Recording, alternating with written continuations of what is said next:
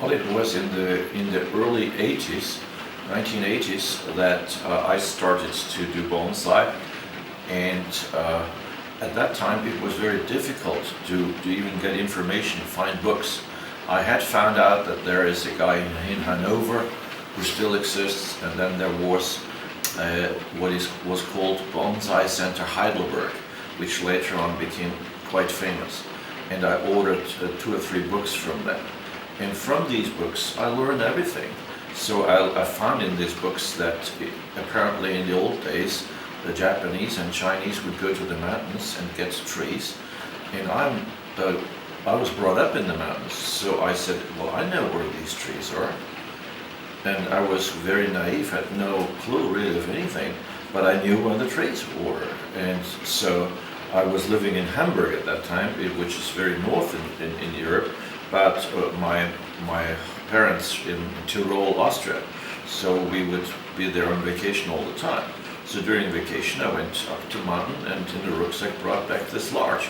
So, and then I did this several times, and then I had, after a while, a nice collection of collected trees. Then I found that this does not fit with what the book tells me. The book tells me that there must be a nice trunk on 1/3 the first branch, and it must be triangular, and that these trees that I found, they just would not conform to that. So I was clueless, and then I somehow tried to do something which looked like I had hoped it would look. So really, with hindsight, I tried to make a bonsai look out of that, okay, which now I know was futile. I mean, you don't do that, but I didn't know. Okay, so I found, oh, you must be very careful in what you select as material, because most of the material is worthless at that time. Nowadays, that's exactly the material we want. So I was not the only one in Germany, but I was certainly one of the pioneers. In Switzerland, at the same time, in parallel, a man called Pius Natter was also doing the same, but I didn't know of him. Well, anyway, one day I thought, well, I'm creating something which somehow looks nice, so I went to Bonsai Center Heidelberg, and I was deeply impressed by the trees they showed. These were all imported Japanese trees, some Chinese, and they were, for me at that time, they were extraordinary, brilliant. And then there were the employees, and there were masters like Horst Kreckler was one, later on a famous name. And I asked my questions like, what do you do with this collected material? And from the answers, I must say, I found out that they had just as little clue as I had. They didn't know. They knew exactly what to do with well-prepared material.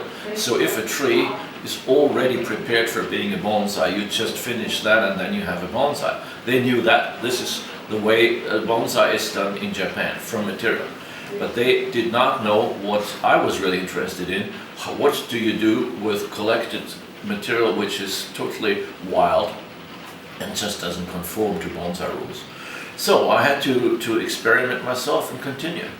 And then we had a first exhibit in Düsseldorf, which was 1985 or so. And I found that I had much bigger trees. Well, they were small trees, but still compared to the rest, much bigger, much more wild, much more exciting to me. And at that time already, I found that some people didn't like them because they did not conform, they didn't look like bonsai. Well, anyway, at one point I was considered an expert all of a sudden. I knew about the art of converting these trees into something that looks like a bonsai, and I also had learned how to not kill trees. I mean, in the beginning, if you have no clue, you're going to kill just about every single tree, and so I did. But then I learned how to keep them alive, and I learned and found that even trained gardeners wouldn't know.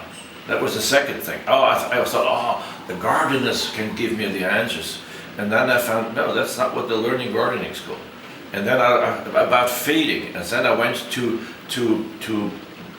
Bayer Leverkusen, which still exists, which was the chemical company, and I went to the top chemist, who is an expert in feeding. Okay, and I asked him how to feed bonsai, And the man gave me some feed which I still have, which is worthless.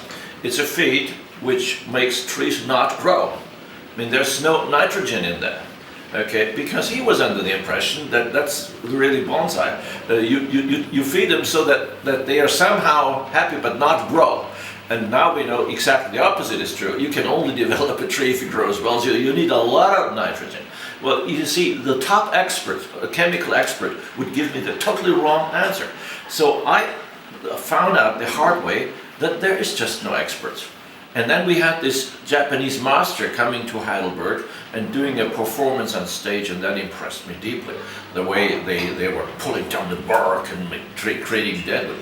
Now with hindsight I know, the kind of tree we offered him was so silly, so nothing. It was just a stick. So the only thing he could do, I mean, do dramatic gin and chari, and so that there was some action there and something that looked. So, but that deeply impressed me, and of course, when I came home, I started to rip trees apart, and again nobody could show me what to do. And then I found that these Japanese people, they show you something, but I did not get my answers. And even if you ask them a question, you got an answer, maybe you got an answer, but that was not the answer you wanted. So you had to find out yourself. And that is, by the way Japanese teach anyway. They're never going to tell you what to do. You have to find out. So I found out, and one day I was considered a top expert in the major Central Europe area. So that's how that happened, okay? And then around that, bonsai scene started, Bonsai Club Germany, and exhibits and everything. And now it's one of the most developed parts in the world. And that's only happened in 30 years. But I went exactly through these 30 years.